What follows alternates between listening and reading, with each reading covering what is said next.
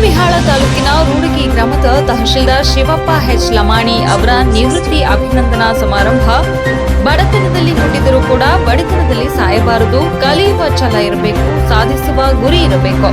ನಮ್ಮ ಸಾಧನೆಗೆ ಬಡತನ ಯಾವತ್ತೂ ಕಾರಣವಾಗಬಾರದು ಎಂದು ನಿವೃತ್ತಿ ತಹಶೀಲ್ದಾರ್ ಶಿವಪ್ಪ ಲಮಾಣಿ ಅವರು ತಮ್ಮ ನಿವೃತ್ತಿ ಅಭಿನಂದನಾ ಸಮಾರಂಭದಲ್ಲಿ ಮಾತನಾಡಿದರು. ನಿವೃತ್ತಿ ತಹಶೀಲ್ದಾರ್ ಶಿವಪ್ಪ ಎಚ್ ಲಮಾಣಿ ಅವರು ತಮ್ಮ ಮೊದಲು ಸರ್ಕಾರಿ ಸೇವೆಗೆ ತಮ್ಮ 18ನೇ ವಯಸ್ಸಿನಲ್ಲಿ ಭಾರತೀಯ ಸೇನೆಗೆ ಸೇರ್ಪಡೆಗೊಂಡರು.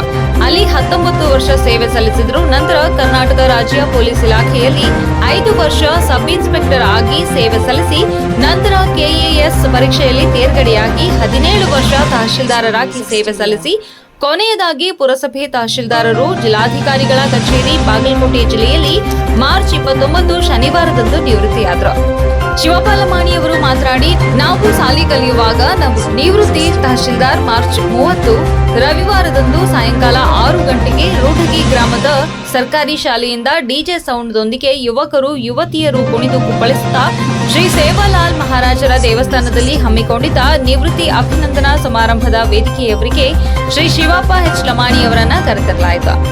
ಸಮಾರಂಭದಲ್ಲಿ ರೂಡಗಿ ಗ್ರಾಮ ಮತ್ತು ತಾಂಡಾದ ಹಿರಿಯರು, ಸಮಾಜ ಬಾಂಧವರು ಹಾಗೂ ಸ್ನೇಹಿತರು ಸೇರಿದಂತೆ ಅನೇಕ ಜನರು ನಿವೃತ್ತಿ ತಹಶೀಲ್ದಾರರ ಶಿವಪ್ಪ ಎಚ್ ಲಮಾಣಿ ದಂಪತಿಗಳಿಗೆ ಸನ್ಮಾನಿಸಿ ಗೌರವಿಸಿದರು.